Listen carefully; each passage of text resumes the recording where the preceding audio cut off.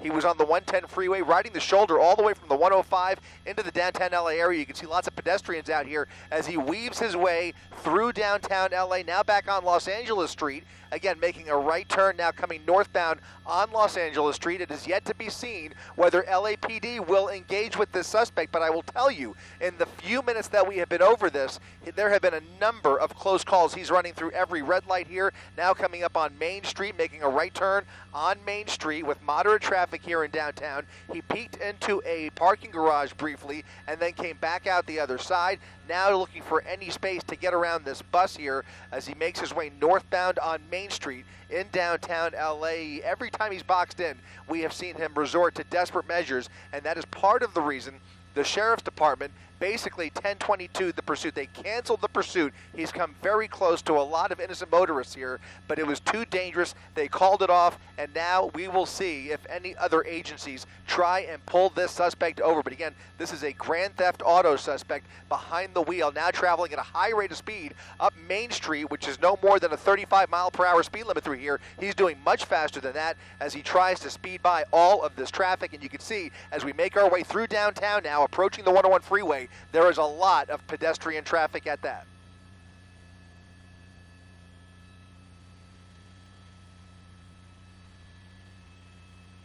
Oh! Yeah.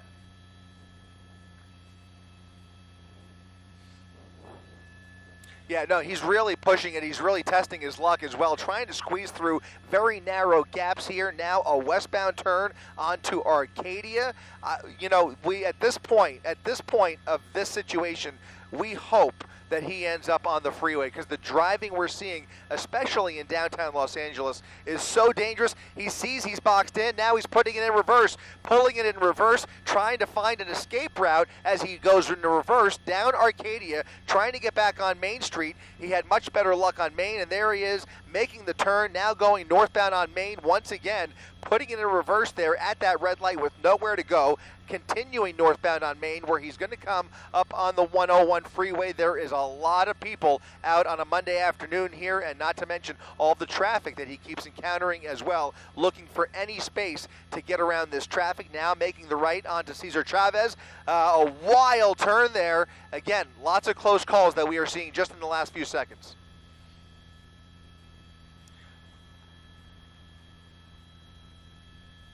Cutting through, use that parking lot to cut through there. There was a bicyclist crossing the street there, and now you can see he's now on New High Street, traveling northbound. Are we north? Yeah, we are north of the 101 freeway. So he's now made his way north of the 101 at about 45 miles per hour, straddling the double yellow lines there.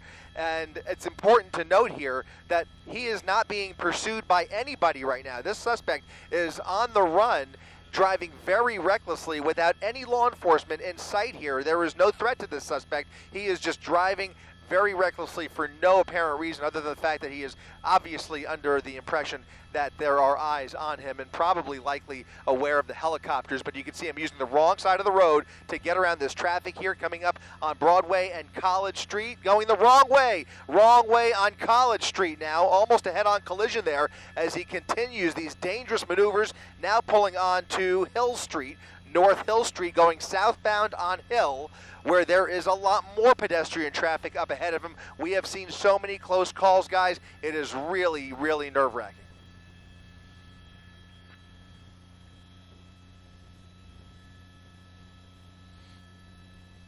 You're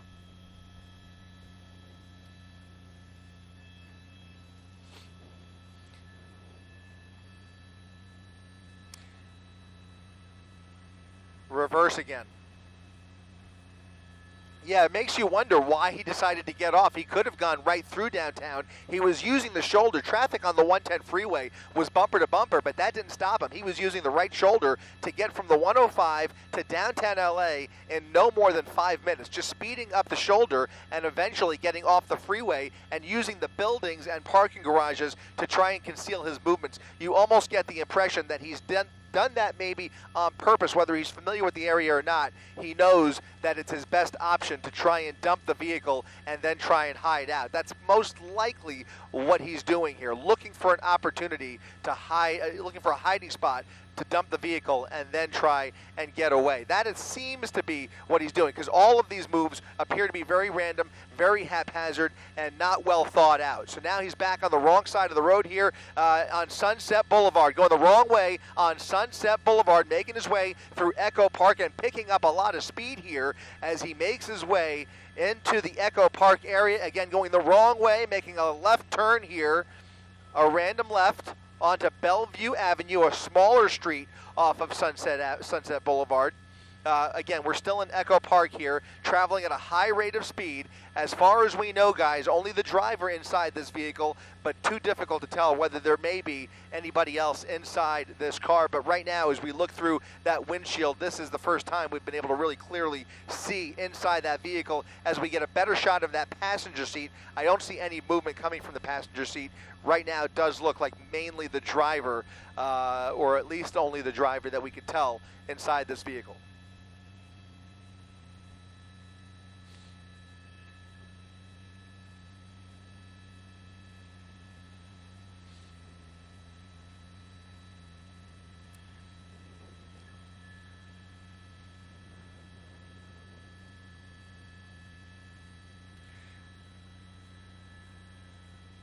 Wonder if he's looking for an opportunity to get on the freeway. Here comes the collision. Almost a close call there. He was going to get on the freeway, and then he almost collided with that person exiting the freeway there, and now he is committed once again to Bellevue Avenue, weaving around traffic on Bellevue, looking for an opportunity to get on the freeway. He's now at Glendale Boulevard. He's preparing to make a right turn or maybe cut through traffic and get on the freeway. He's cutting through. He's cutting through, going southbound on Glendale, and that will give him potentially an opportunity once he crosses underneath the overpass here to turn around and get back on the freeway. He's using those double yellow lines to try and squeeze through this traffic here, going southbound on the northbound side. Look at this.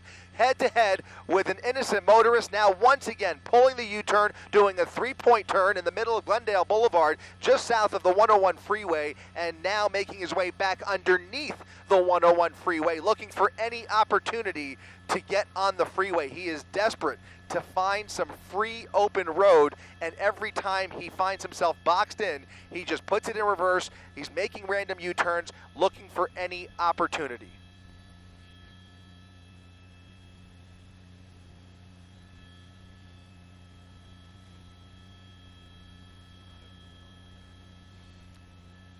He's pushing it. He's really pushing it. Oh, no! Oh, my goodness. Look at this. He rammed right into the front left corner of either vehicle there. Hopefully, he narrowly avoided much more serious injuries here. But now the suspect is disabled at Glendale Boulevard and Park Avenue. Somebody running from the vehicle, I believe that's the driver, now running for it up Glendale Boulevard. He collided head-on with an innocent motorist right there in the middle of Glendale Boulevard. And now he is going up the sidewalk looking for a spot to hide out or blend in. He's now going to walk his way right up Glendale Boulevard. There are eyes on him, obviously. The LA County Sheriff's Department calling out his location, LAPD, trying to make their way into the area. Here comes California Highway Patrol. CHP now pulling into position, and that's going to be the end of his joyride this afternoon as he is now proned out on the sidewalk at Glendale Boulevard just north of Park Avenue. A heart-pounding situation, an earlier pursuit ending in just a reckless joyride through the streets of downtown LA. CHP finally getting this Grand Theft Auto suspect off the road, guys.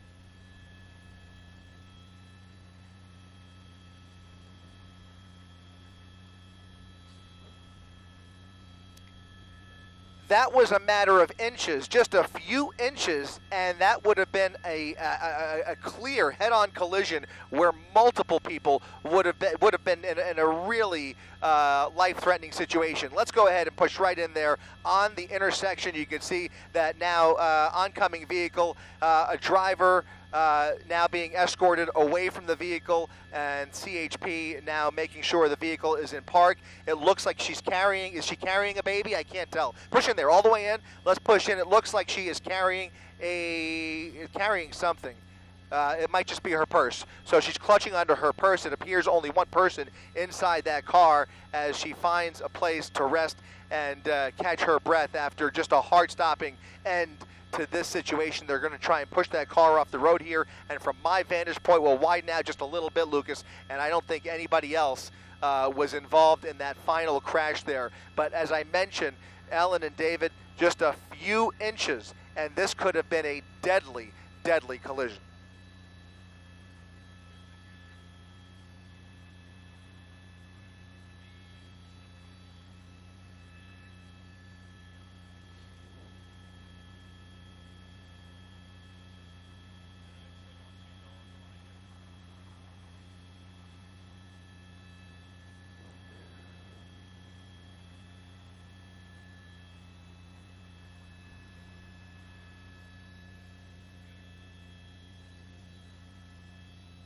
He's all jammed in there, yep, and that's why he got out the passenger side. You're exactly right. Heavy